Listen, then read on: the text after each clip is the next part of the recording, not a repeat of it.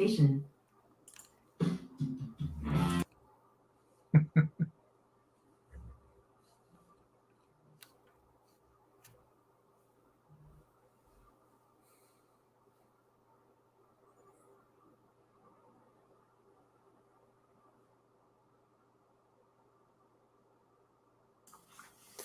Okay, yeah, so we are live now on YouTube, which means that we should be live on Facebook as well. So we'll share the link with everyone in the comments. So please help like, share this on your Facebook.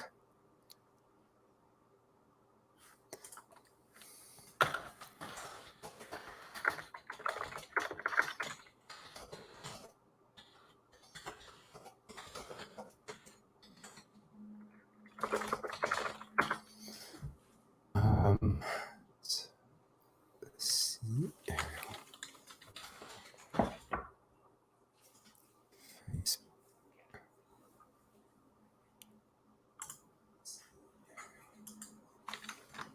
Okay. We are live. So public.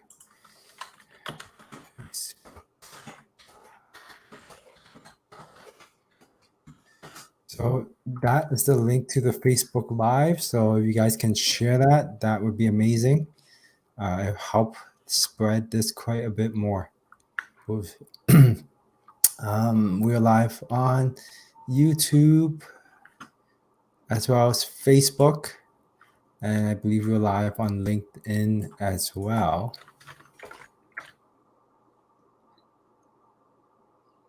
Magic of technology. So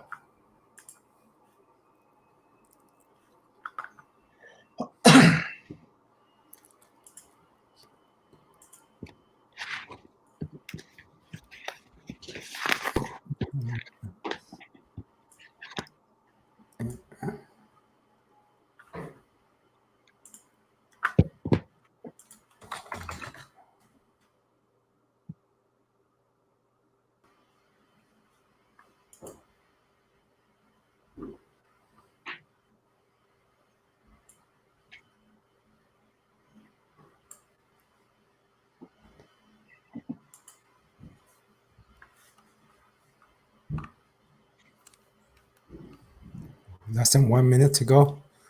And then we are live. So today is actually a last webinar for the year. So we will be taking December off as everyone gets pretty busy and prepare for the Christmas break. So it's very timely that we have this webinar today, so everyone can learn and prepare for 2021. Wow. It seems to pass so quickly.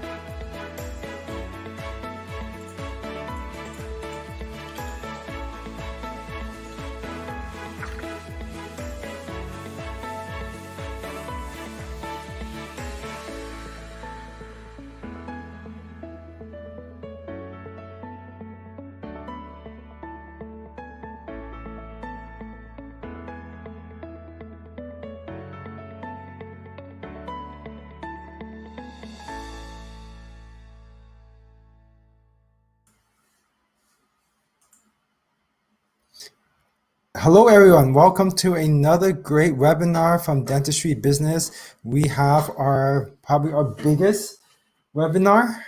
There you go. We have one of our biggest webinars now. We have quite a few people who have joined us. We have some great speakers here today.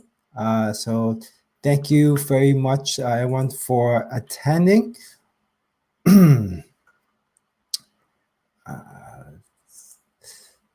So this will be our last webinar for the year. So we have, I would say, one of the best ones here to end off the year. The dental industry has been flipped upside down with all the chaos and turbulence brought on by COVID-19 pandemic. There is uncertainty in every area of the dental practice, especially in the health and safety of dentists, team members, and patients. The financial aspect, with all costs going up and revenues going down. The job security and stability of practices. The marketing side of things to continue attracting and getting new patients. With so many questions left unanswered, how do you move forward ahead to 2021? So in today's 60-minute power webinar, we will talk about the future challenges in the dental industry and how to prepare and position your practice to succeed in 2021.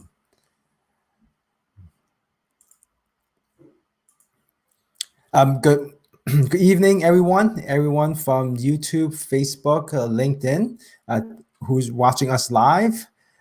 Thank you for attending the Dental COVID webinar series hosted by Dentistry Business.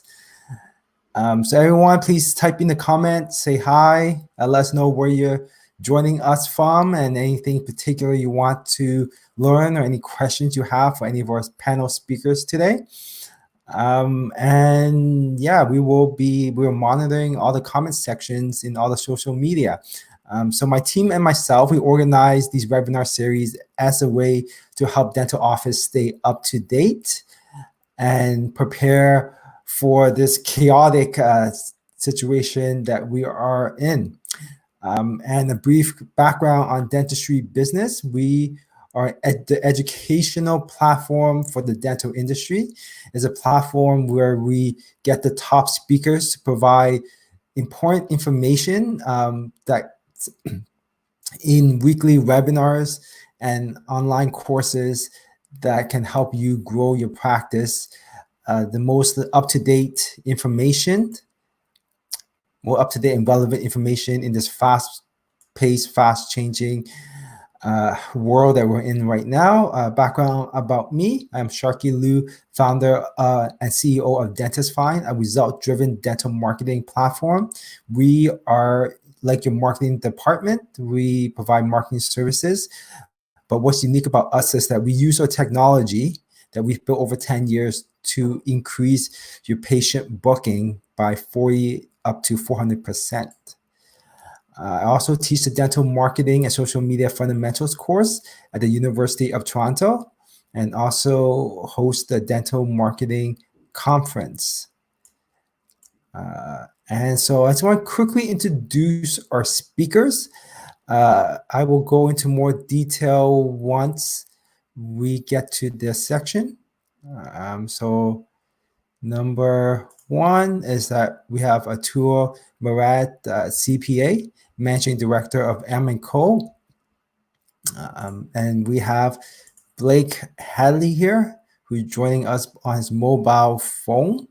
We currently don't have power.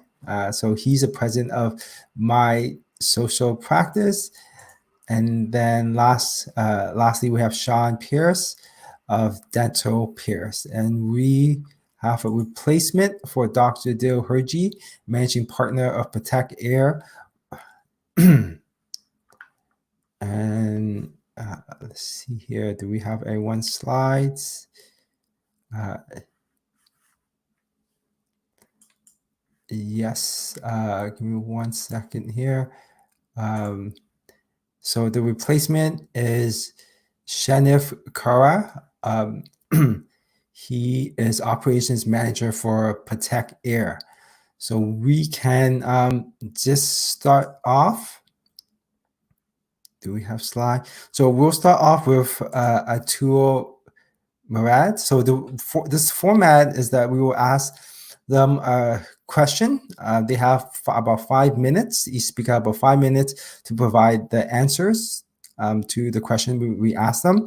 And during that time, after that time, they can take questions and answers. So feel free to ask any questions during the talk. And after that is done, we will take insights from other speakers as well as questions from everyone. So we could start off with Atul Murad. He holds an honors Bachelor of Commerce degree from York University, a designation as a chartered accountant and chartered professional accountant in Ontario, Canada, certified public accountant certification of Illinois in the USA, a certificate in dental practice management from the University of Toronto Faculty of Dentistry, and has completed the Charter Professional Accountant in-depth tax course, the most comprehensive domestic and international income tax training program in Canada. So thank you, Atul. And then so your first question for you is, what do you see are the trends in the dental industry that worked during the pandemic? Hey, Sharky. Hey, everyone. How's it going? So I just put together a quick slide. I'm just going to share my screen. Okay, go ahead.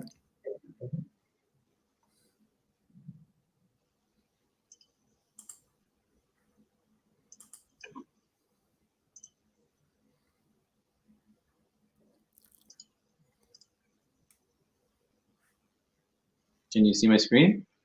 Yeah, you see it. Yeah, see it. Okay, so let's go here.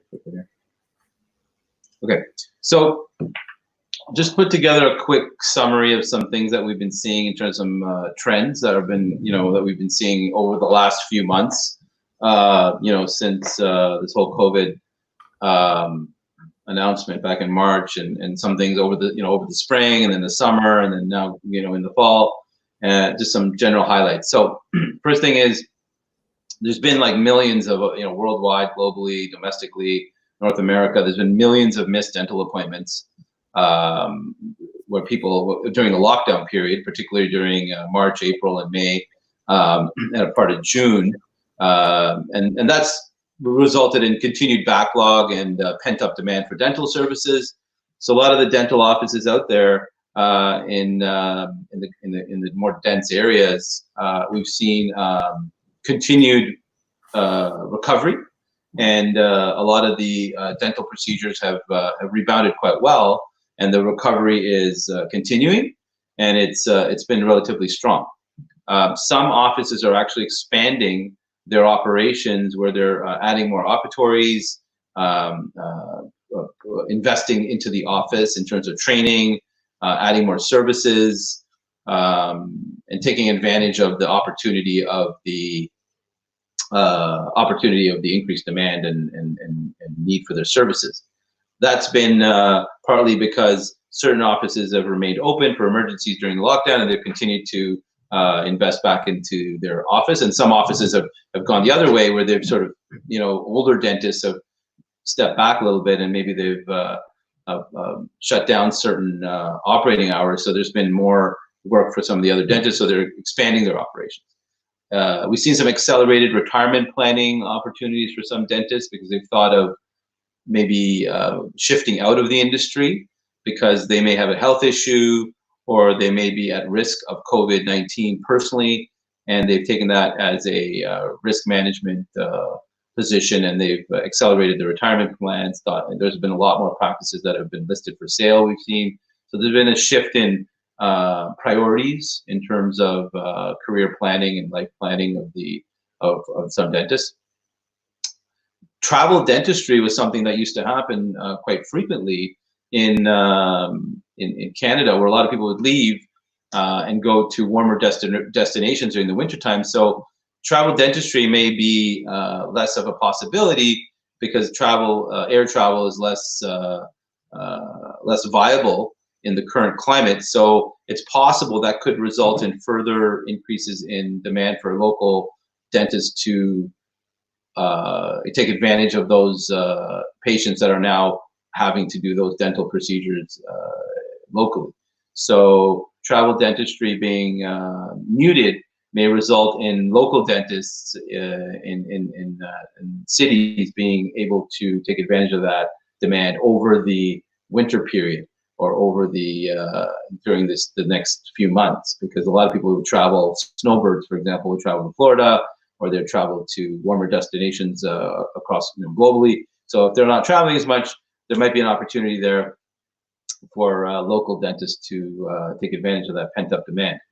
Increase in emergency dental care, with a lot of the hospitals having protocol and prioritization for COVID-19 patients and other backlogs in elective surgeries.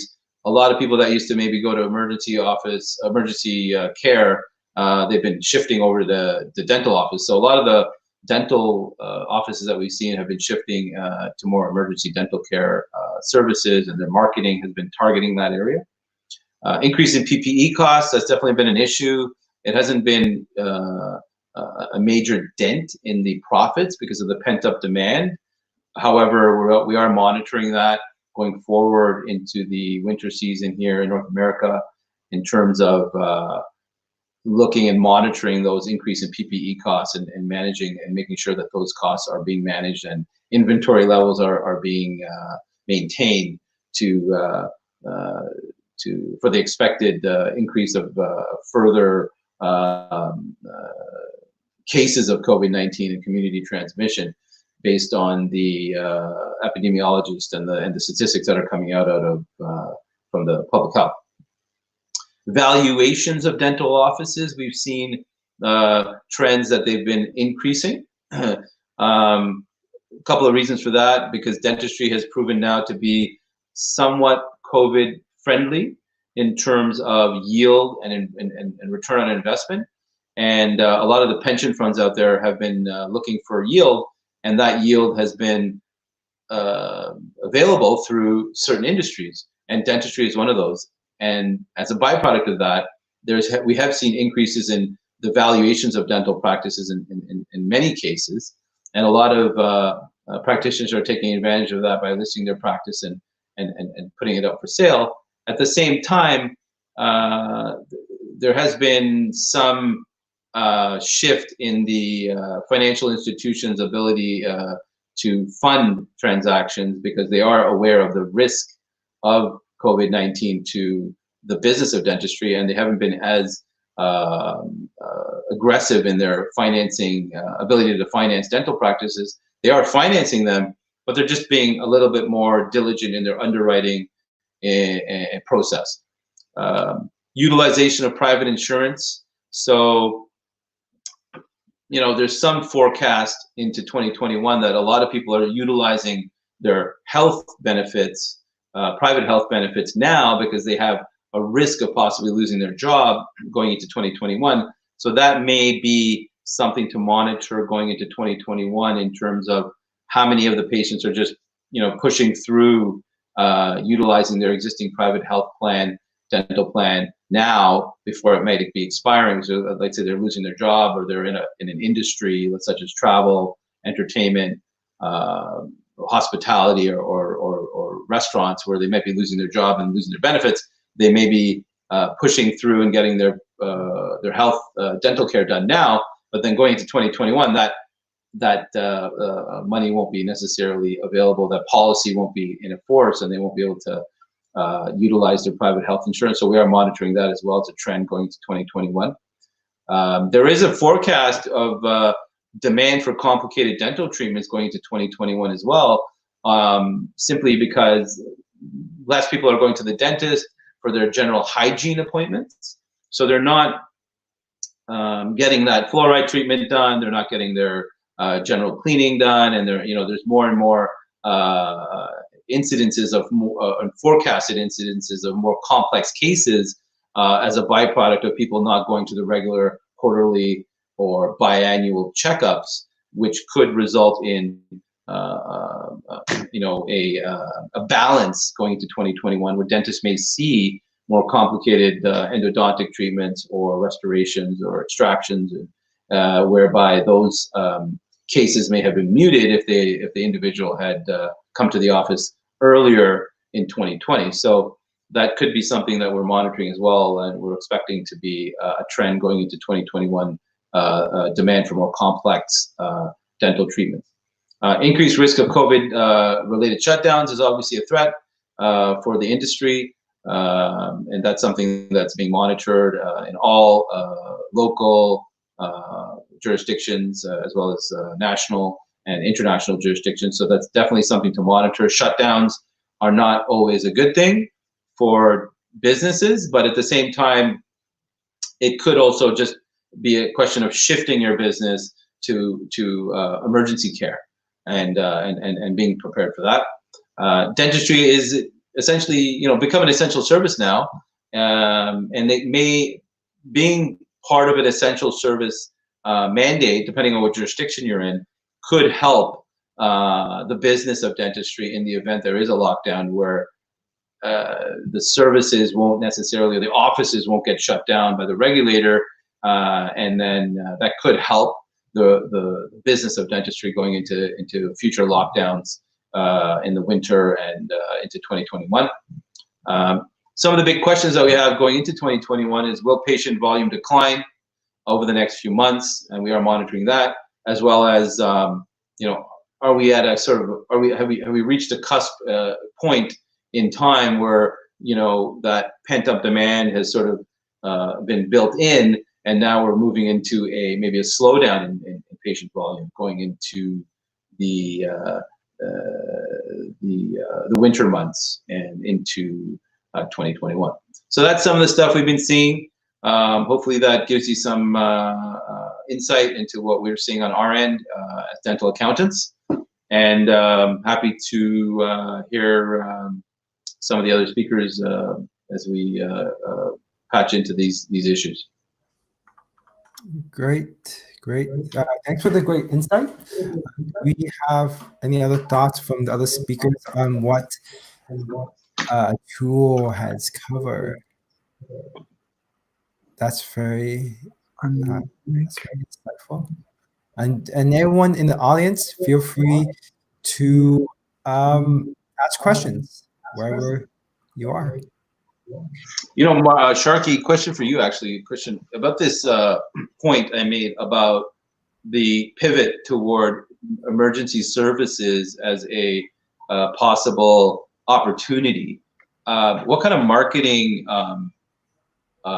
strategies do you think would be something that somebody could look at to help target an emergency care? Do you have cases where people have put in campaigns specifically saying, look, I want to go after emergency care and I'm going to push forward and do something? Like, what would be something that you would, have you seen that as a trend? Yeah. So what's been happening on Google Ads is that people have been bidding a lot more on emergency keywords. That's one thing that you can do.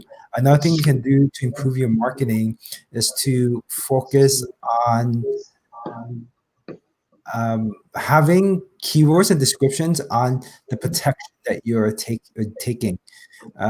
In the phrases, COVID ready, or implementing new processes for COVID.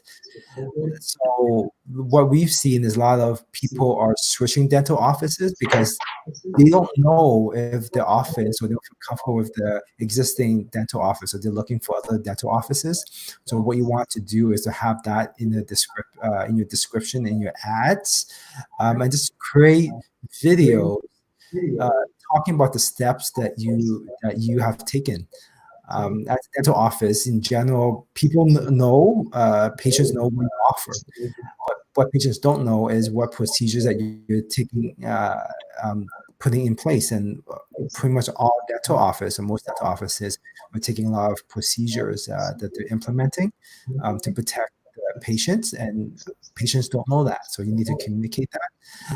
As overall, patients are looking for other services outside of emergency. So we've seen a steady kind of search for implants, Invisaligns. Those are going back to normal as well. So any thoughts from you, Shawn or Shani? Go ahead.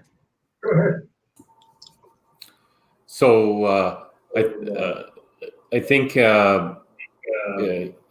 Atul hit on a lot of good points, and it's going to be a little bit unpredictable to see whether there's going to be an increase in demand. I feel next year because of all the all the procedures that have been put off.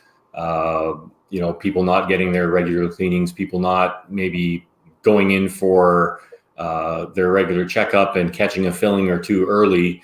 And, this could translate into more work next year, depending on when and if, there is some level of consumer confidence, again, that the environment is safe, that maybe the number of COVID cases is, somewhat under control, and that dentistry is a safe place to be again. I think that's the biggest thing that dental offices need to convey, is that, we're mitigating people's risk, that it is safe to come here, and here's why it's safe. So I think that's a big thing. Once you can get people over that, that they will reconsider, coming back into that environment and then getting procedures done. As you mentioned, people will switch offices if they're unsure. So I think every practice needs to get that message out somehow, in whatever way possible, right? Yep, for sure. And your thoughts, Shawn?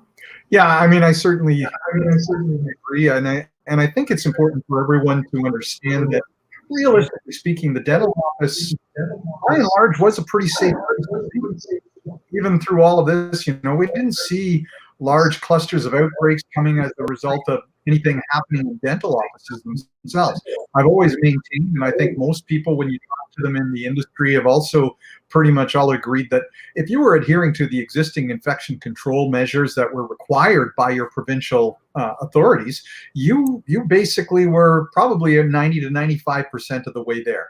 COVID certainly required another step up. And I think, everyone has touched upon the importance of conveying what you did, what you were able to demonstrate, because we had a lot of negative press in the media talking about the dangers of the dental profession because of all the aerosols that are being kicked up. And, despite all that, dentistry has done pretty well with that. But, I think, to Atul's point, it is pretty valid to look at it and say, are we going to be looking at a situation where people did bypass some of those hygiene maintenance appointments that would have been very beneficial for them? And there was some old car commercial that I recall from like the 80s or 90s with the old slogan of, you can pay me now or you can pay me later. And unfortunately, the paying you later usually winds up being a lot more expensive. Well, fortunately, maybe for the dentist from a financial standpoint, if they can make it through at that point. But from the patient perspective, I think that's certainly a factor. But the reality is dentistry was a pretty safe place to be.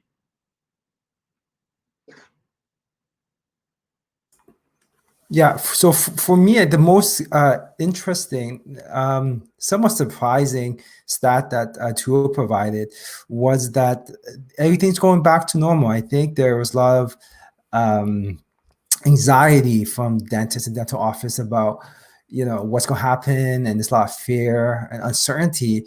But based on the stats, we see that a lot of dental offices are going back to normal. Some dental offices still have that fear that it's not going back, that the numbers have dropped, and that's been happening because of the communication. Is not an industry trend. What we've seen with our dental offices is that productions are going back to pre-COVID levels or even higher. So any dental office that do see a drop, I would recommend them to look at how they're communicating to their patients. from our point of view, from marketing point of view and the numbers point of view, everything looks like everyone's going back into getting the procedures. So let's move on to our next speaker, Shanif Kara. He's originally a physiotherapist and has spent the last 15 years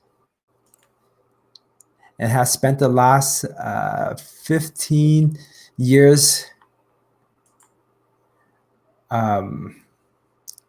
building a network of rehab and constructing dental offices. His expertise is in understanding systems and practices required to run successful dental practices. With building an optimized dental office environment, Shanif is uniquely suited to align client experience with operations and growth strategies. So thank you very much. And do you have your slides? Yeah. Or are you going to do share screen? Yeah, we'll just do a share.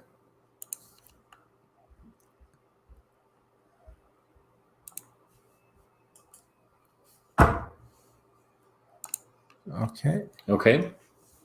So yes, So- loading. And then so once again, the topic is trends in the dental industry that worked during the pandemic. Okay. Well, hello to everyone.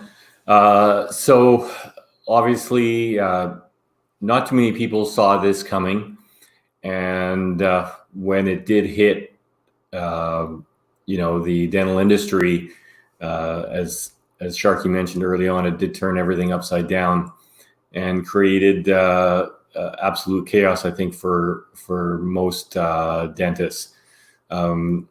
Between the fear of the virus itself, between uncertainty coming from some of the regulatory bodies, mixed messages, some flip-flopping of guidelines to follow. Our conversations with many dentists around Ontario kind of varied. Everyone had a different opinion to some degree on what they needed to do and what they should do and what was safe and what wasn't. So there was a fair amount of uncertainty or just not getting everyone kind of on the same page, probably as quickly as it could have happened. But luckily, a few months in now, it seems to be that most people have kind of figured out what they need to do and have got some systems in place.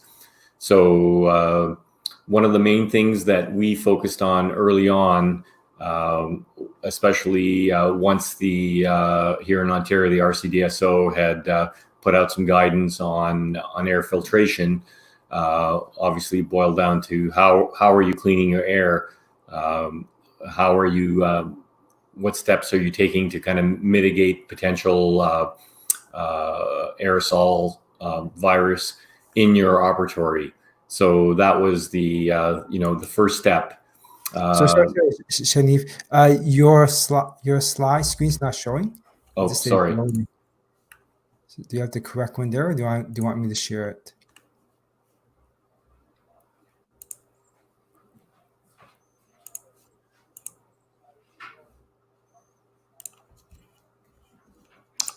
Is that better? No, it's still loading. But what I can do, screen application.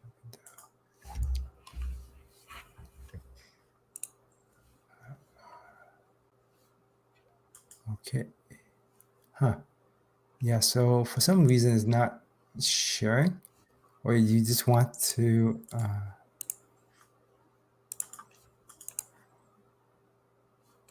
was working earlier. Yeah. So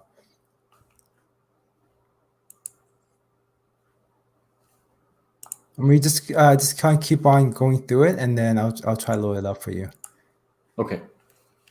So obviously, with respect to air filtration, there was a couple of key components. Was the existing ventilation combined with air filtration and the use of negative air in many cases to help stop the spread of the virus. So a lot of dental offices got their baseline measurement done in order to help establish how much ventilation they had. Can you see the slide now?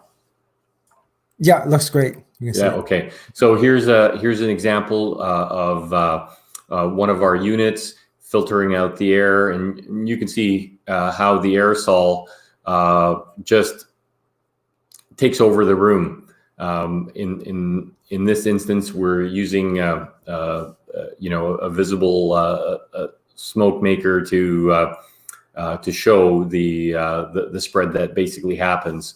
So as air is sucked into the unit, it gets filtered out on a HEPA filter, and then the virus gets trapped on the HEPA. It's a medical grade HEPA, so the virus will not be able to penetrate it. It filters down to the critical number is 0.3 microns. These units filter down to 0.1 micron, and hence you will get the right amount of filtration. So as time went on, people put up temporary measures to close up your rooms and then use these air filtration devices. So some people used zip walls to close up their operatory. Other people invested in putting a permanent door. We put in quite a number of glass doors for many offices around GTA. And that's kind of the first step in conjunction with using an air purifier to stop the air from flowing out of the operatory and potentially infecting the hallway and the rest of the practice. The next step up from an air purifier would be the use of negative air, and that adds even an added measure of safety and peace of mind, really, depending on how much safety someone is thinking about. I think so. That's one of our negative air units in the corner there. So basically, the dental operatory got a little bit more equipment added into it. Not that there was not enough equipment in a dental operatory, but now they are looking even a little bit more crowded, or with an extra purifier or filtration unit in place. That's one of our negative air units, and you can see the venting up through the ceiling to draw the air out. I think many people learned a few new terms. They started to think about the volume of air inside their operatory. They learned a little bit about CFM and what that means, the amount of air that a unit can kind of filter out in a minute. And then the fallow time, of course, is just the time, simply put, that you'd have to wait in between a patient to see another patient, in conjunction with what the RCDS guidelines had recommended. So, there was obviously a mix of many of these factors that happened over the first few months. Here's just some video of some of the one of the offices that we installed negative air units in. But some practices that weren't very busy decided to, not do a lot and waited in between patients and had maybe the good fortune of being able to use another operatory. Other operatories that were very busy had to take measures right away and didn't want to lose any more business potentially. So they closed up their rooms. They installed whatever filtration they could to kind of speed up their fallow time and try to maintain a more typical booking schedule, so that you're not losing 3 hours in between or some ridiculous number. So I guess everybody in the end had to determine what suited or worked best for their own practice, given their philosophy and given their patient demands and their volume, and then took the steps that they saw fit to kind of proceed. And that's basically a summary of what we noticed. Great, thank you very much. Thank you for that, Shanif. Okay, any questions or thoughts or feedback from anyone? I know the air circulation, the filtration is a big issue, and it actually has a very big effect on the transmission of COVID. Huge effect, right? It's just not theory, but practically it makes a huge difference. And I know that they've been doing that on the airplane. So we think that the airplanes would be pretty dangerous, but a study was done, and on the airplanes, the way they circulate and clean the air is actually the chance of catching COVID is actually very, very low. Right? Any questions from other speakers or anyone else on Facebook land, YouTube, LinkedIn? Please post. I had a question, if I could. Sure. So I know a lot of offices that invested in different air filtration systems, but I don't know too many that went that extra yard and actually put in negative pressure units. So, maybe they walled off their practices, they put up the zip barriers, and also got the air filtration units, and that's probably good, probably certainly better than doing nothing. What's the difference then in terms of what the negative pressure can do versus stopping with the barriers and the air filtration systems? Sure. So there is a big difference. Firstly, as soon as you put the barrier, essentially, and you put an air filtration unit and turn it on, whether it's one that we have or any other brand, you're actually creating positive pressure. And as such, the positive pressure will blow the virus around. Now, remember that the air that's being taken into these units has a limited CFM. So most of the units that are probably being used by dentists are going to run somewhere between, let's say, 250 and 300 or 400 CFM. That's cubic feet per minute. When that air gets taken in, it only takes a certain volume of air, obviously, in a minute, and it spits it out, thus creating the positive pressure. Now, that's going to mix with the existing air. And if you recall in that video where the smoke was kind of spread out all over the room, you're going to be blowing now clean air out and blowing dirty air around. So you're creating a blender effect in essence. So for the staff and the patient that are actually in the room, it is obviously it's safer in some ways than doing nothing, because otherwise the virus would and aerosol would potentially sit there. But in this instance, I've had people tell me, oh, I went to the dentist and I was getting this air blown back into my face. Some of the units blow air out at the top, and you actually are getting a lot of blowback even at you and the staff. So that's again the positive pressure. And there is also an opportunity there for the air to push out of the room, out the zip wall, because they're not completely sealed. And you'll also, if you haven't sealed off your return air, you're actually blowing that mix of clean air and contaminated air back into your return air, and that's going to get spread through your HVAC. Negative air is very different in that it's creating a flow of air from outside the operatory, from clean into dirty.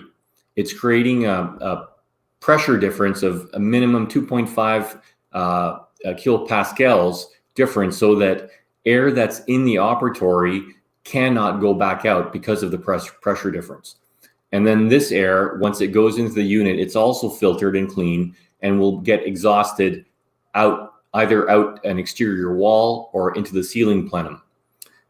We also close or tape up the return air. So this way you are not getting any of the air from the operatory coming through the return air to go into your HVAC system. So that's the main difference. It's the filtration rate may be the same or similar, but it's really the flow of clean air to dirty air, and not the other way. With an air filter, you can get the air going out, up, every which way. Obviously, most of it will stay in the room, but because these zip walls, for instance, are not completely seal proof, and or even if you have a door, there's still going to be air leaking back out into the hallway, and potentially unsuspecting person is walking by an operatory, a patient, a staff member, and if it's the wrong patient being treated, potentially, you know, a silent carrier, or they're positive and they didn't screen positive, anything could happen. You know, they could come into contact with it if it blew out a certain way. So that's you know, that's part of how we've tried to explain it to people, and then let them make their choice as to, you know, what measure of safety are they going to do.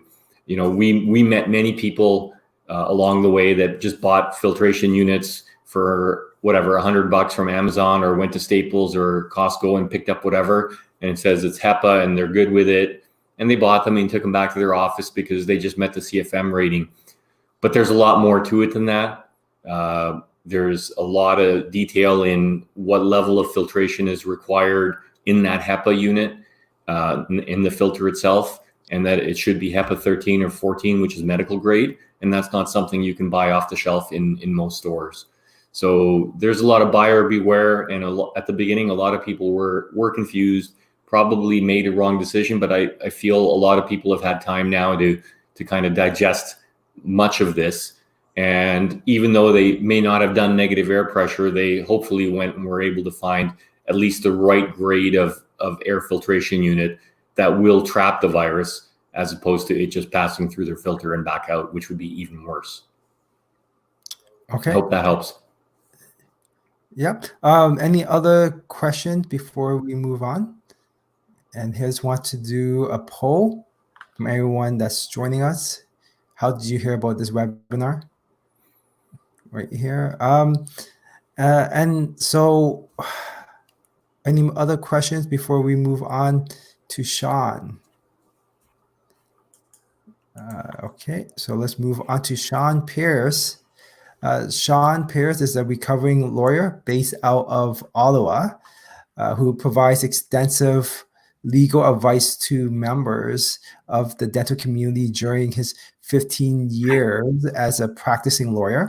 However, in 2005, Shawn felt there was a way he could put his skills to use in the dental community in a different way. So he embarked on a path that has had him take over the dental peers buying group, started by his mother in 1985. His goal with dental peers is to help private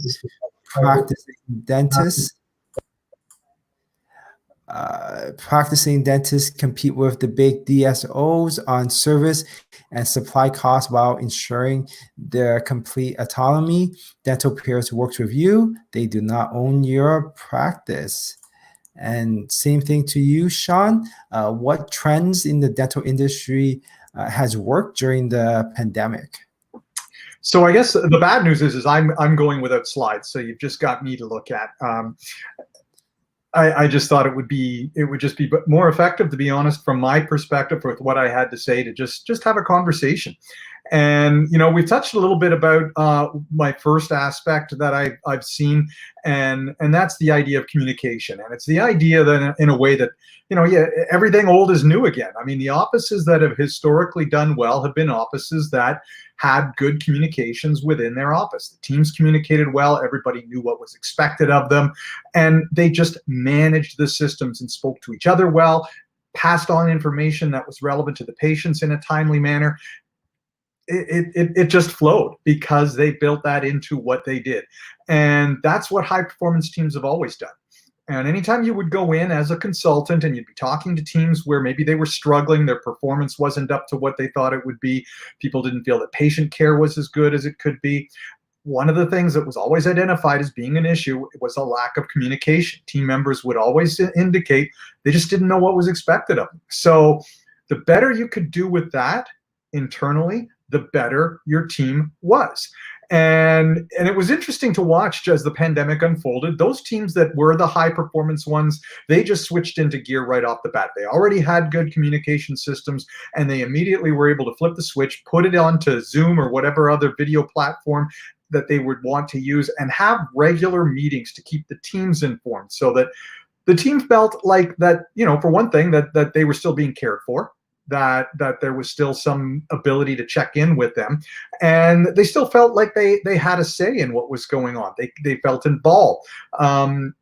Again, that idea that they knew what was going to be expected of them, they could start planning the reopening of the practice. Even though they didn't really know when that was going to be, there was still that ability to talk about it and keep everyone, engaged in that and listening to what was going on and what they thought that might be necessary to be able to properly treat the patients. They were able to assign certain tasks, the idea that they also kept patients informed as well. And that whether that was through phone calls to keep up check-ins with the patients to make sure that they're doing okay, give them some advice on their own home care techniques that they could use. All that was being looked after because they communicated with each other. And some of them even used the time to be able to improve their operations. There's always, even the best of operations can look at things and say, boy, we could be a little bit better if we just had the time to revamp a couple of things, but we have to slow down and we can only do so much at once. Well, then all of a sudden they had a lot more time. And they could sit down and look at it and say, okay, what are our systems that haven't been working well? What do we think we need to revise? And those teams did really, really well. And as Atul mentioned, and I think you did as well, Sharky, when things did reopen, those were the offices that saw their productivity get ramped back up really quickly.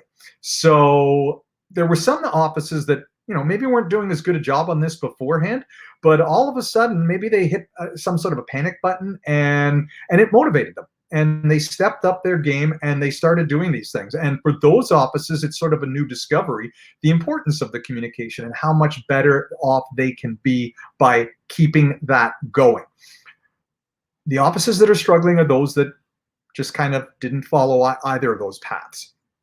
And keeping their teams informed, the teams, those are the ones that the teams left.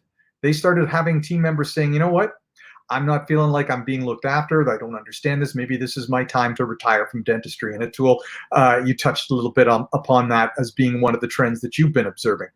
So the other aspect as well in terms of keeping people informed was keeping patients informed and using social media. And I think that was a big thing. You touched on it, Sharky.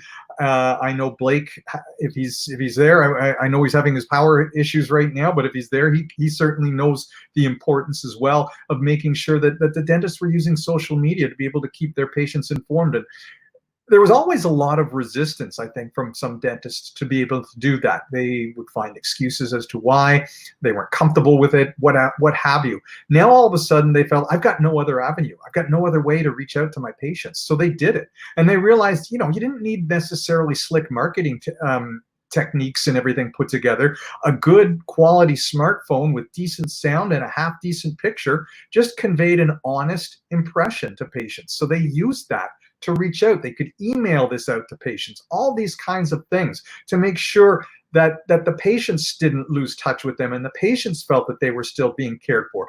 I know some of them that did things that had nothing to do with dentistry. They'd provide craft and hobby ideas and recipes and different things like that patients could try while we were all stuck at home. So those were things that I think really helped keep the patients engaged. And the offices, as we've indicated already, that were dedicated to doing this and stuck with it, they bounced back the best. They're the ones, some of them are seeing record levels of production. I've talked to offices that are telling me, boy, they're my month of June, July, August, I've never had anything like it. So, what you did to keep that going, that was important. Now, another aspect that I guess sort of is different was this trend that I've seen that I think may continue for a little bit because people are discovering some positives from it, but it was the need to hire some people from outside the world of dentistry. Now, when we're talking about clinical positions, that becomes a little bit more of a challenge. People in hygiene, for instance, they have to have the hygiene training. But when we're talking about administrative teams, there's always been this tendency to just sort of hire someone with experience. And so much so, I know I've talked to people where they were going through a hiring and recruiting process. They would identify someone they thought had a great personality but no dental experience, and they'd settle for a candidate that maybe didn't seem to sparkle as much, excuse me, but understood, knew the software or that they worked with, or understood dentistry, and it was just something that they wouldn't have to go through a training process to get them at least doing something. All of a sudden, we're seeing a lot of people leave the profession and saying, I'm not coming back. This is my time to retire. Even some of them from some of the best offices, because it was just, people just took it as a sign. And so a lot of offices were saying, my goodness, where are we going to get people? We have to find we have to find some bodies to replace it. And people are saying, well, let's kind of go to the hospitality industry. A lot of those, unfortunately, those businesses are still very reduced hours or out and out closed. And those people were looking for jobs. And dentistry looked pretty attractive to them. Even if the office was open till 9 o'clock, if you're used to working in a restaurant, and especially if you've got kids or something, you would work till 11, 12, 1, 2 in the morning, what have you. You got home now at 8, 9 o'clock. That was a bonus. You didn't rely on tips as much as for your income, and the income tended to be higher. So yes, there's a bit more training, but people are looking at it saying, these people understand customer service better. They have really been trained. And it's not so much that the people are better on that front than the existing folks in dentistry, but it's just maybe in dentistry, we haven't always been as good at training for patient care service, or what in the hospitality industry you would call customer service. So I think that's really been a positive that some dentists have noticed, and I think they're going to stick with. Great, thank you for that. I agree 100%. It makes a lot of sense. People in other industries, such as hospitality industries, do have better customer service experience, and it adds a lot. Like I could remember the restaurants I've been to where the customer service was just amazing, or hotels, like high-end hotels. And if you bring that to a dental office, definitely makes a huge difference. There are dental offices that are, just kind of taking a hit, and there are other offices that see this as a moment to shine and change the processes. Any thoughts from our other speakers on this that you would like to add? Well, if I can add one thing too with respect to that, I was talking to a dentist out of the States recently that he's always had this principle, and from him, he makes sure that he's got tons of his business cards with him when he goes to a restaurant or anything like that. And when he gets that level of customer service, he makes sure he lets that person know, and he gives them a business card. And says, look, I don't know what your future is going to be at this point in time. I don't know if you know, but if you ever think that dentistry might be something for you, I can tell you it's a wonderful profession, a person that would really excel. Please feel free to give me a call. Okay. Yeah, I think it's a great point, Shawn. There's definitely going to be a pivot in certain industries, and if you're running a dental practice and you think that you have some improvement to do in your staffing roster, then there's a lot of talent available out there right now that may be looking for other opportunities.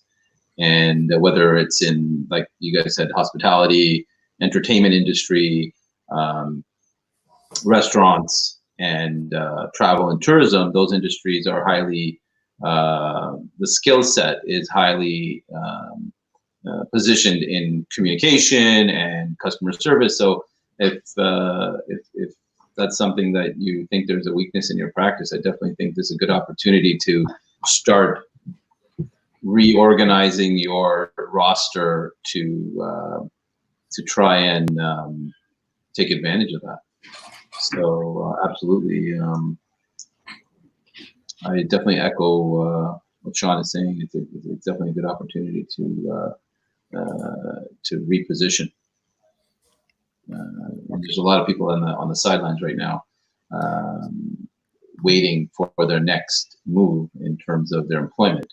So they need to, if dentistry needs to identify opportunities, definitely there is an opportunity. I think in healthcare in general, it's always on the front page as a sector that's currently growing and will continue to grow in our eyes over the next decade, not only in North America, globally, just because of the pandemic and all the money that's going to be invested in that sector now as a additional sector that's just requiring need. So yeah, absolutely echo what Shawn is saying there. Great. So it looks like we have Blake back. Yes, Blake. Oh, good. Yeah, I'm here. Can you hear me okay? Yeah, perfect. So we're running a little behind schedule. So let's kind of move on to Blake before he loses his power again, I guess. Yeah. I know, crazy, huh? Like right when I was about to jump on, my power went out at my home. So I had to move locations, and I'm glad everything's working okay for the time being, at least. Perfect. So Blake, he's the founder and partner of My Social Practice. He's a graduate of the advertising program at Brigham Young University and has won a number of national and international awards in art direction, advertising, and creative marketing strategy. He is passionate about helping dental practices use out-of-the-box thinking to create stories that spread on social media. Over the past 10 years in the dental industry, he has helped thousands of practices grow and thrive through digital marketing. He's like my go-to source for everything social media, Instagram, lots of fresh and great ideas. So so take it away. Just let us know about the trends in the dental industry that has worked during the pandemic. Okay, great. I'm going to share my screen here. Okay. I have a little presentation prepared for you. Let me, sorry, 1 second. Yeah, we can see it. See that okay? Yeah, we see it. Great. All right. Well, thank you, Sharky, for having me. I'm honored to be on this panel with so many great thought leaders in the industry. I love what I do. I love being able to speak to dental professionals and helping them in their practice and how to succeed online, and especially on social media is kind of a passion of mine. So one thing that we did, talking about the trends of what worked on social media during the pandemic, we created a 5-phase COVID-19 social media worksheet for practices during this time. And we took practices through 5 phases of this pandemic and what the message that they should be sending on their social media accounts and what they should be doing. And if you'd like to download this, if you go to info.mysocialpractice.com/worksheet, you can download it. It's free. You can just check out all of our ideas. But I'm just going to run you through really quickly what these 5 phases were and what really worked for practices. So the first phase was this access and availability phase. The idea during quarantine, especially when practices started shutting down and everybody went into quarantine, the practices really needed to be available. And they needed to show their patients that they could easily access them for questions or concerns that they had. So social media was a great place to do this. There's so many things on social media, as Shawn kind of mentioned, people were kind of forced to use social media to communicate with their patients because it was a great avenue to do that. Everybody was jumping on their social media accounts for information and news outlets and to talk to their friends about what was going on. So the dental practice needed to be available on social media. So there were a few things that we encouraged practices to do. We encouraged them to create a good call to action on their Facebook page so that people could message them or call them or whatever it might be. We encourage them to pin different posts, post about the COVID-19 status of their practice to the top of their Facebook page, so that if anybody went to their Facebook page, it'd be the very first thing that they saw. They wouldn't have to search the page. And then we told them to activate these automated messages on their Facebook page as well. This is a place where you can put frequently asked questions, and you can respond with answers to these questions. You could even make little video responses as automated responses. And so when everybody went to your Facebook page, they could see those questions and they can get the answers quickly. We also encourage them to integrate their website with their social media accounts. Websites are static for the most part. When you go to a website, you don't really expect to see the most latest thing happening at the practice. But on social media, you can see what's happening right now in the practice. And people feel like they can ask questions on social media because somebody hopefully is watching that page and responding to messages quickly. So it's important you integrate your website with your social media accounts. Also, update your website with what's going on with those updates. A lot of practices put little pop-ups on their website to tell them, their patients, what was going on. The next phase was the relationships and reputation phase. This is talked about a lot.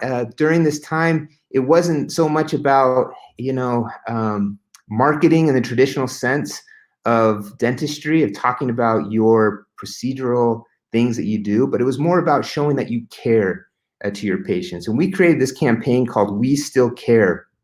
And the idea was just to post things online to show you care, post things to build relationships, personal videos, things that you're doing at home or things that you're doing with your team, these screenshots of Zoom calls, being relatable, creating TikTok videos and fun things that you're doing at home.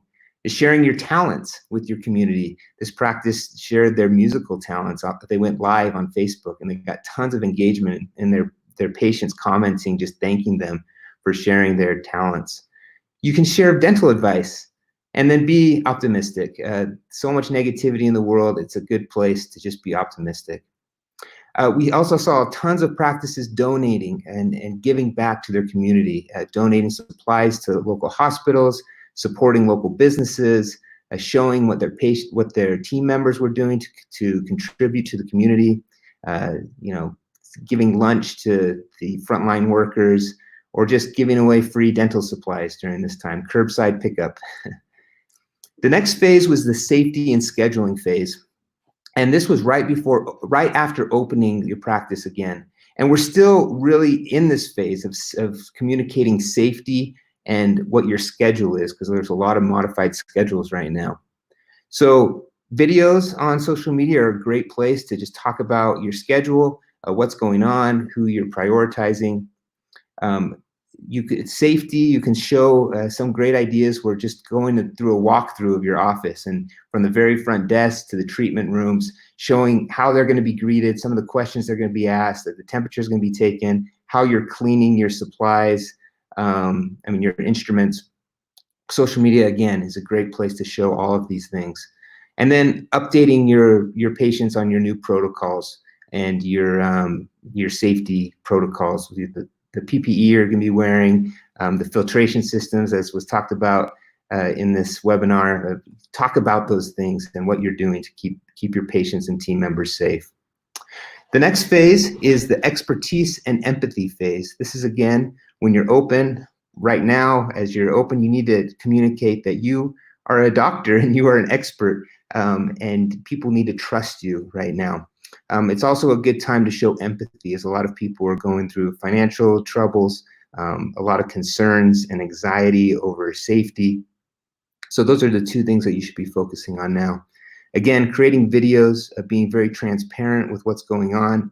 This practice does a great job at just posting their reviews of people that have talked about how safe they felt in the office. And they'll do a little screenshot or make a little graphic of their review and tell their fan base, how patients are feeling inside of the office.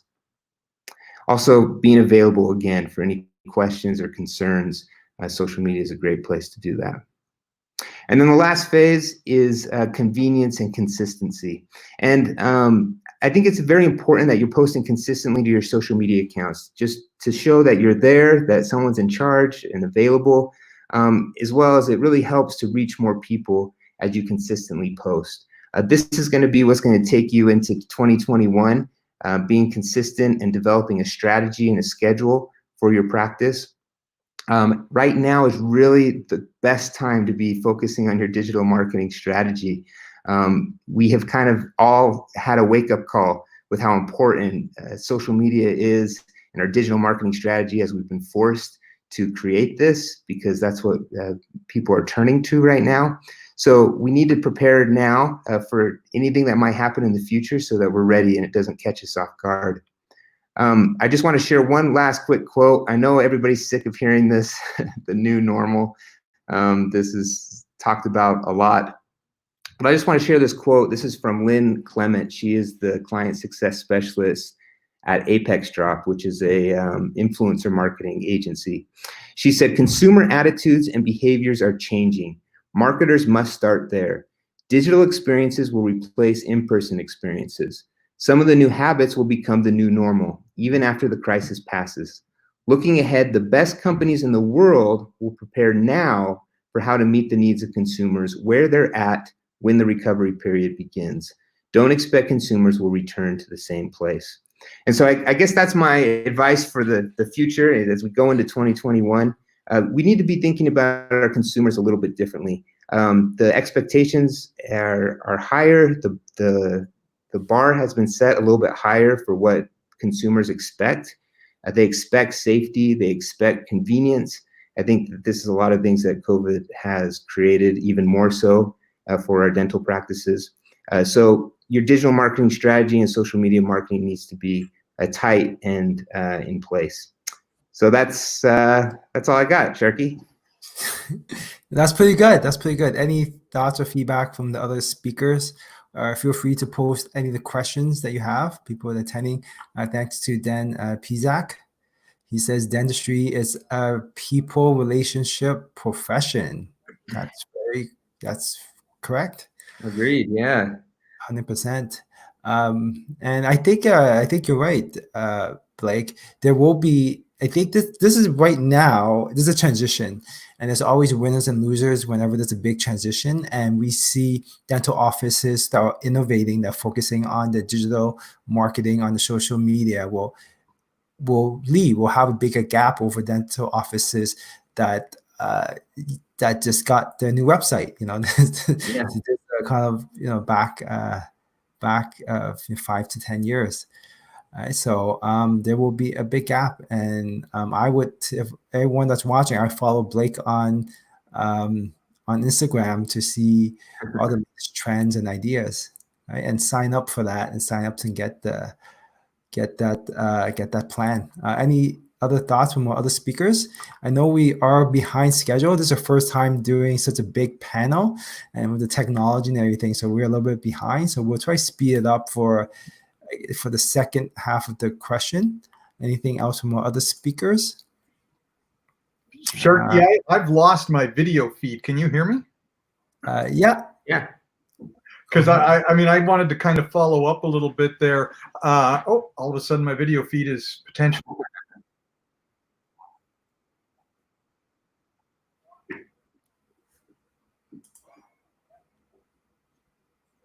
Sharky might have turned it off. And because I found that really what changes are we going to see that are going to stay with us, that have become really prevalent? And we're going to see, I think, a lot more of the touchless dentistry practice. I can recall doing a presentation back in 2018 indicating that more and more patients are going to expect the ability to be able to book their own appointments directly into your scheduler online by 2020. Now, of course, we didn't predict the pandemic in 2018, so that might have been set back a bit. But I mean, people are used to using things like Calendly to book appointments for non-dental meetings. So they're going to be doing the same expectations with the dental practice. They're going to be looking for more payment options that don't require even a tap. There's going to be that much more that they're going to look for from you that can be linked still, I think, with your social media platforms, but is also giving the patient more control. Yep. Yeah, I think expectations are going to be a lot higher. I agree, Shawn. It's funny. Like I went to a restaurant the other day, and I was able to just pay right on my phone. Right, I scanned a little. They brought out a little thing. I scanned. I paid right on my phone. I tipped on my phone. I was done. I could just leave whenever I wanted. I didn't have to wait for a waiter. And it's interesting as that expectation. As more restaurants continue to do that, I'm going to have that expectation every time I go to a new restaurant. I think the same thing might happen in dentistry as you discover a new process that makes life easier. You might expect that every dentist then should provide that same thing, and if we're not keeping up, that could be detrimental to us. So. For sure. I mean, as a patient, if you have the option, of course, you're going to prefer the option to do it. Right? I mean, before, if you have to pay by signing or touching or punching in things, it was okay. It's, you prefer just to tap or just pay online, but now it's a necessity for sure, right? And it helps the patient experience. Yeah. Any other thoughts? I mean, it's going to be multifaceted. I mean, we've become accustomed to now having to fill out these health questionnaires related to online before we show up at the dental office. Well, more and more, all the health questionnaires are going to be digital. Like everything, I think, is going to be starting to move that way. And I know it kind of scares dentists to think that. Obviously, there's going to be huge privacy concerns that they're going to have to be aware of. But this is the expectation. This is sort of the new world, not just in dentistry. It's everywhere, as Blake said. You go into the restaurant and there's different payment methods. Think of all the people, as big as Amazon was, that really never bought anything off of Amazon before the pandemic, and all of a sudden that became their only option, and they're like, oh, I like this. Yeah, you get used to it. I don't have to leave the house. We're ordering our groceries online now and having them delivered, right? I mean, that's the type of convenience. So, I mean, teledentistry, guys, I don't know how much you've sort of seen your platforms or things set up for that, but I mean, I think that's going to be a growth mode, and not just to service people in remote areas. Yep, for sure. I think so. Recently, I was trying to get hold of a doctor, my dad's family doctor, and I was kind of going through online. It's quite difficult to get hold of him, and then I'm starting to see that you can do virtual consultations with a doctor, and there are new services that's being provided, and it's fully covered. I don't know about how the US works, but it's fully covered by our health system here in Canada. So, and I think one is like 5 minutes. So you just click and you can start talking to a doctor in 5 minutes, and it's covered by our health system. Without COVID, that would have taken, with the government, taking 5-6 decades to happen, right? So, yeah, for sure. So I just want to quickly go over our last slide or last question. So the last question is, how to prepare and position your practice for success in 2021? So we can briefly go through each speaker and kind of have their thoughts. So once you finish your thoughts, then we can have a quick, maybe 5 to 10 minute discussion on what everyone else said. So why don't we start off with you, Shanif? You want to kind of quickly share with us what your thoughts are on how to best position your practice, prepare and position your practice for 2021? Yeah, I'm just going to share my screen again.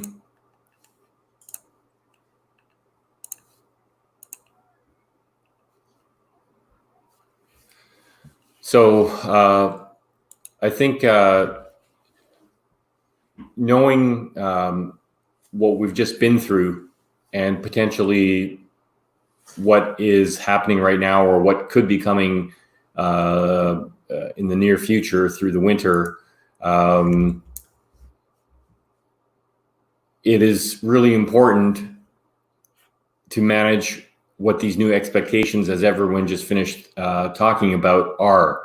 So what people are now starting to understand that is the new norm with filtration in an office may take another step up. Not only will patients expect to see all the rooms closed off, but they'll start to question, oh, it's been 8 months. Why do you still have plastic up?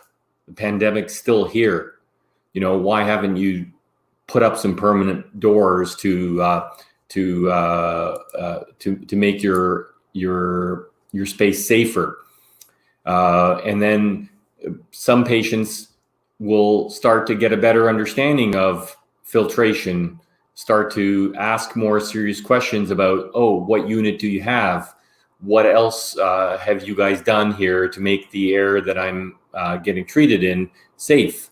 So, you know, there's that opens a whole gambit of steps that people can now, they may have taken the first step with plastic and getting an air purifier, but now what do I do so that if there's another strain or there's another outbreak and people have these expectations now, how do I take it further? How do I get the same safety measure that many hospitals obviously have? Like Humber Hospital has, I read 85 negative pressure rooms. North York General has them. Sunnybrook has them. So the hospitals have them. Why don't you have them? Dental offices historically are like mini hospitals, like mini clinics. And, you know, there is nothing stopping a dental office from having these units to create negative air and use that as part of your arsenal in all your social media, in your marketing, in your educational and communicational skills with your patients, your staff, to say, hey, we've maintained a safe work environment for our staff and for our patients. We've done it by doing the following. We started off with these, and we've come to realize that there is more we can be doing. We've evolved to another level. So, you know, that being negative pressure units, that could be UV sterilization, you know, that could be better air purifiers. There's a variety of tools that are available once people start looking and asking the right questions. You know, upper room UVGI is very common in other parts of the world, but is probably pretty unheard of here in Canada.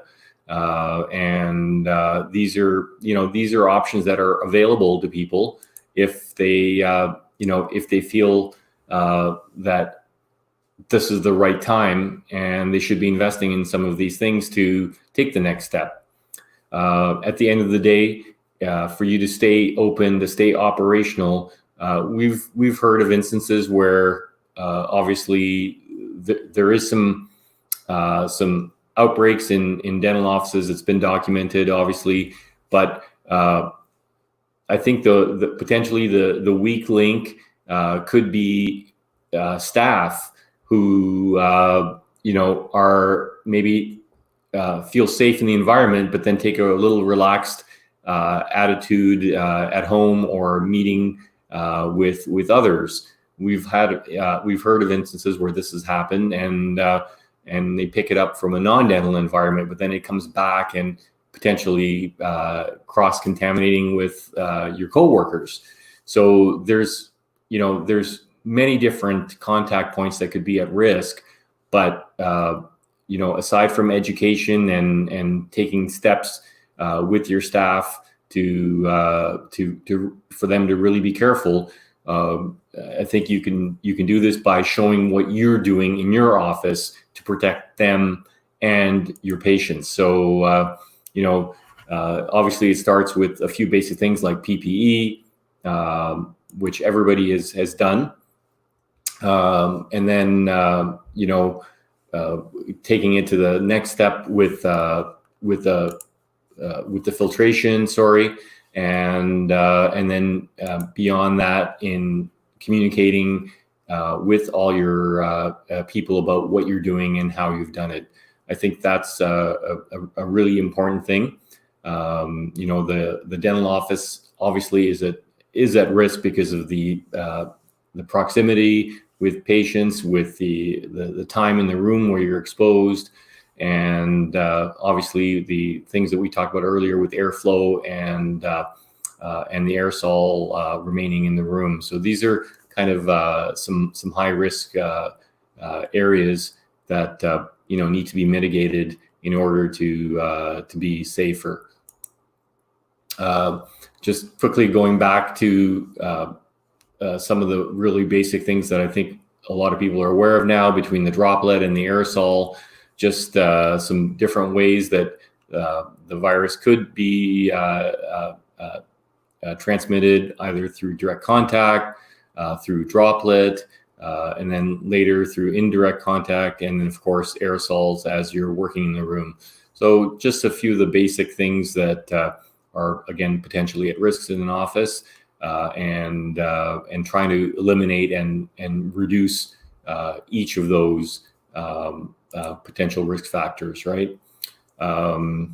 This little diagram or video just shows kind of the drop-off point for droplets. Not being very far, but of course still within proximity of staff and the dentist and assistant, of course, and hygienist.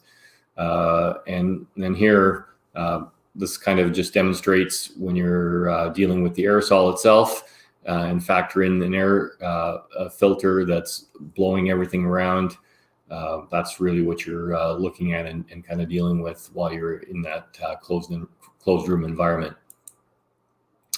And of course, the patient perspective, lying there in the chair with your mouth open and having a couple of people peering over you. So, we have to always remember what they're experiencing as well, and what's going through their mind and what what they're feeling. So that's really important so that we can understand their concerns. And of course, because of the drilling and aerosol created, there's also a bioaerosol contaminant factor that's always been prevalent, but no one's really thought too much about it before COVID.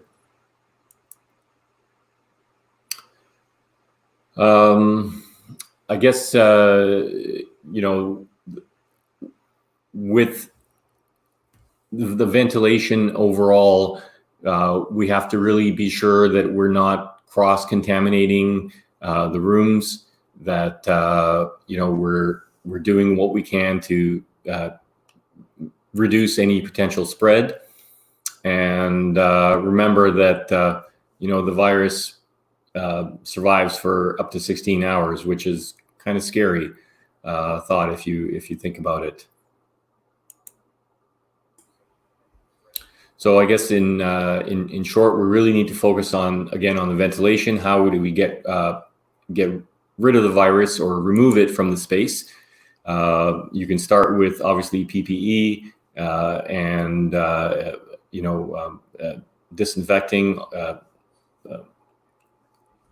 You want to look at your engineering controls, what you've done physically in the room, and then as a substitute, you can just take into consideration your fallow time, and then the last thing, of course, is avoid the aerosol generating procedures if and when you're able to. So that's kind of the pyramid of how people can view some of this. Great, thanks very much. So let's go over to Shawn. You want to kind of quickly update us on how best you recommend that for dental offices to prepare and position your practice for success in 2021. Well, we touched on it a little bit. Thanks, Sharky. We touched on it a little bit earlier in some of the discussions, and I said, I talked about teledentistry, and I think that is something that dental offices really have to start to embrace a little bit more. Blake probably sees a little bit more of an absorption of that and an uptake of that down in the States. We tend to be a little bit behind in terms of our willingness to embrace some of these technologies in Canada. And I think we have to start looking at it seriously and realizing that this is a service that patients are probably going to want to be able to take advantage of, and I think can be very beneficial to dental practices if they use it properly. That means taking it seriously. You are delivering dentistry. You're not just chatting on Zoom or anything like that when you're doing teledentistry. You are taking the time to treat a patient. That means you have to incorporate that process into your standard of care. So make sure that you have an understanding going in as to what it is that you want to achieve through teledentistry. What are the sort of meetings and patients that you will want to set aside for teledentistry conferences versus something in person? Is it going to be something where you'll be doing part of your case presentation, or is it purely a screening tool? Is it something where you will be looking at it to use for prescriptions? It is a billable service, and insurance companies here in Canada are picking up a tab for it. So take it seriously, be prepared to use it, and look at how you want to use it. Bearing in mind, there's a lot that goes with it. When we start going online, we are bringing privacy considerations into the mix.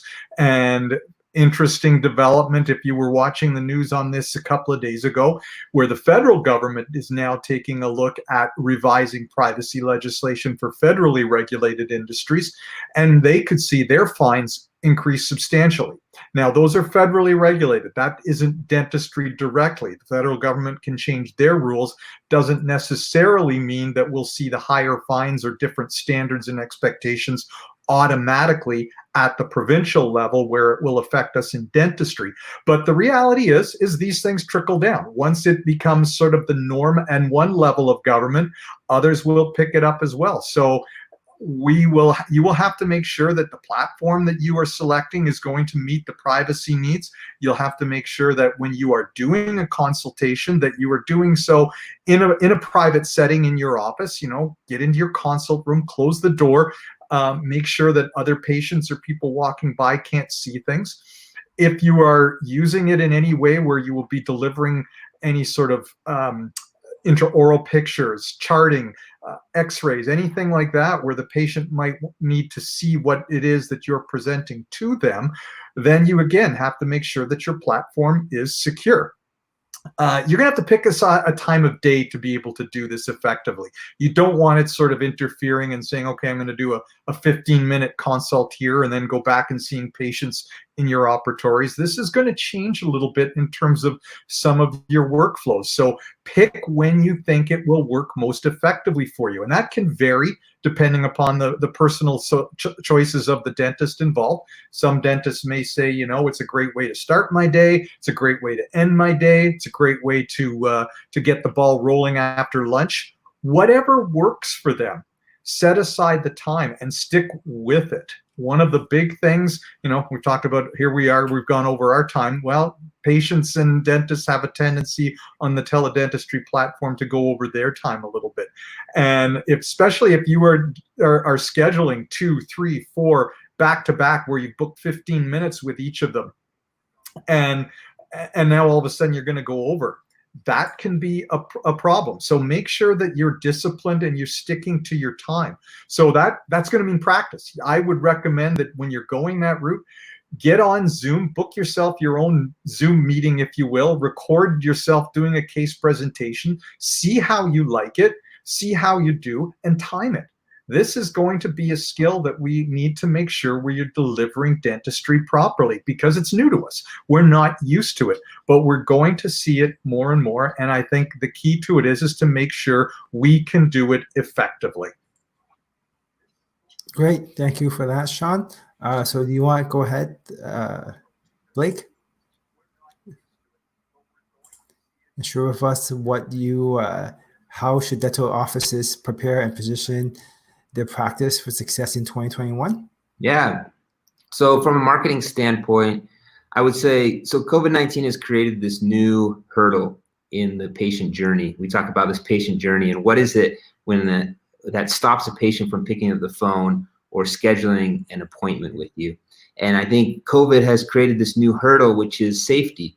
You have these risk-averse people that don't want to go out, and they're worried about going to the dental practice. So when they're learning about your practice online, when they're looking at your reviews, when they're looking at your website, when they're checking out your social media accounts, one thing that they're factoring in now is, how safe am I going to be at this dental practice? It's not just about price now. It's not just about procedures. It's not just about the friendly staff. It's about how safe they're going to feel in your practice. So it's so important in 2021 that you communicate these things on your social media accounts, on your website. Talk about your protocols, talk about your procedures, because if you don't, there's a good chance that someone will look elsewhere, a practice that is talking about these things, so that they feel safe before even picking up the phone to call. There's probably a lot of people that you're missing out on if you don't talk about these things. So that would be my tip for 2021. Okay, excellent. So do we have, so Atul, do you want to come on and share your insights on how to prepare and position your dental practice Absolutely. for 2021? I do have a quick screen share here for this one as well. So pop that up. Yeah, so, one of the big things right now from a financial perspective is, financial reporting and financial analysis during times, critical times like this, during recession, particularly because of COVID-19, it's more and more important and critical that you're looking at your financial reporting more frequently than before.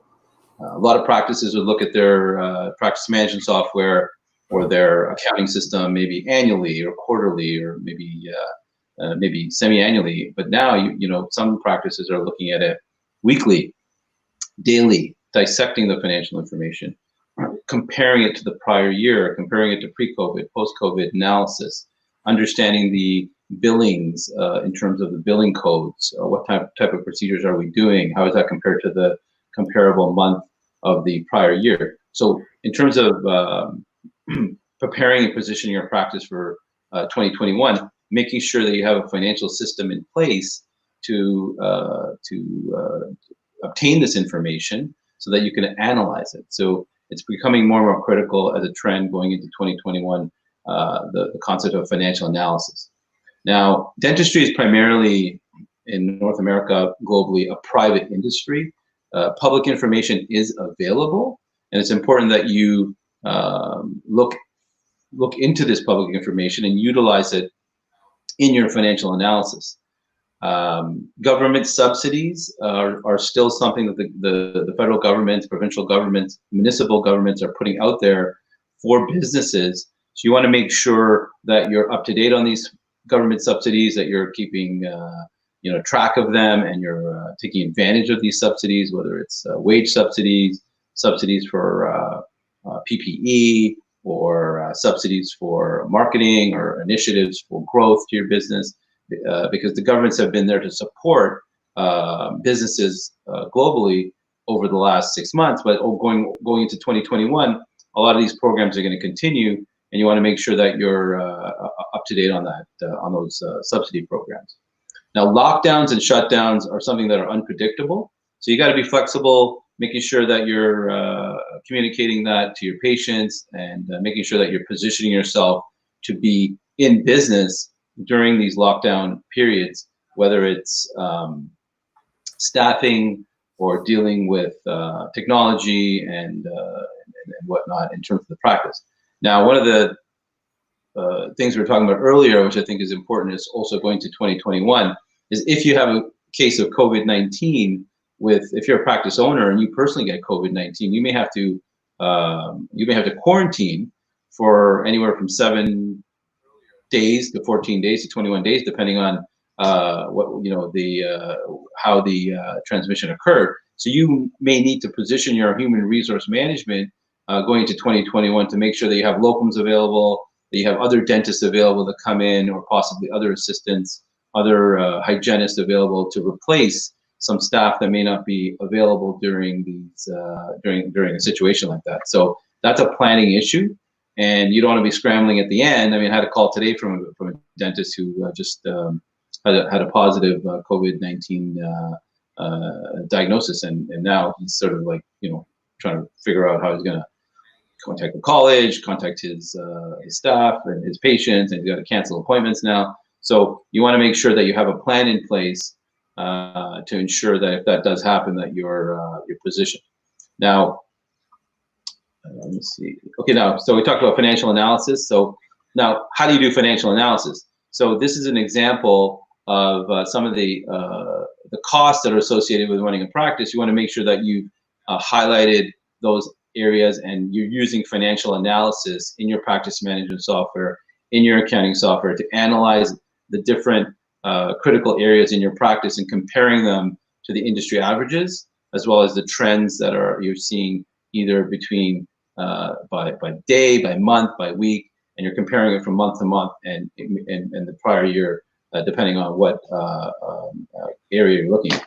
Now, our firm is a QuickBooks Certified Pro Advisor, QuickBooks Online. So QuickBooks is a great product, and you can use QuickBooks Online and other accounting softwares to keep track of your expenses and keep track of your revenues, and then it'll allow you to perform these financial analyses. Because if you don't have a system in place to keep track of your accounting, it'd be very difficult to try and scramble and look at trends and analysis and do ratios and whatnot. So look at your accounting system and make sure that it's strong. Your practice management software is a great resource for financial analysis because it's got billing information, it's got patient information, it's got scheduling data in it. You want to utilize your practice management software at the most optimal level. And if the system that you have in place right now isn't giving you the right information, you want to make sure you're using the right software that's going to be giving you an output that you can use for financial analysis and looking at trends in your business. Look at public available information, whether it's Patterson, Henry Schein, other medical companies like, here's an example of Align Technologies. Look at publicly traded companies, Smile Direct Club. There is public information out there that can help you and analyze what's happening in the industry, and you can use that information as you navigate through the different ups and downs going into 2021. Even at our firm, we've been using technology with Zoom, and Zoom's been great because it's allowed us to pivot. But you can also use technology like that and build that into your practice management philosophy and patient philosophy, so that you can have it there as a backup and you can have it there as a resource. So that's pretty much my take on some tips on how to position yourself into 2021. Great. Thank you for that, Atul. Can we get all the speakers back online here? So I'm just going to thank all the speakers right now. We're running out of time. So I'm just going to show you how to get in contact with each of the speakers. So this is my information. You want to give me a call or send me an email. If you want to talk about marketing for your dental practice, then this is for Shanif. So if you we don't have his email. What's your email? So it would be shanif@protectairnow.com. Okay, so this is his partner at Protect Air. So I guess you can reach both of them if you want to talk to him directly, or Dr. Hirji. And this is Atul. This is his number and his information, his email. You want some help with your finances? We'll talk about your accounting. And Blake for my social practice. If you want to up your social media game, make sure to follow him on Instagram as well to get a lot of great ideas, Instagram and Facebook. And Shawn, if you want to join his you buying team, Dental Pierce. You can reach out to him directly. Once again, they don't take ownership of your practice, but you get all the benefits of being in a big dental group. So thank you everyone for joining us. Make sure Thank to you. go to Dentistry Business to watch our other webinars, and we have a lot of exciting things for you in 2021. Lots of great tips from the speakers. I mean, they cover a lot of areas. There's a lot of simple things that you can do to position yourself from a social media, from a communication, financial, from a practice management. Lots of great tips. I highly recommend you look into those. And wishing you a great 2021. Thank you. Thanks to our speakers. Thanks, everyone. Thank you. Sure.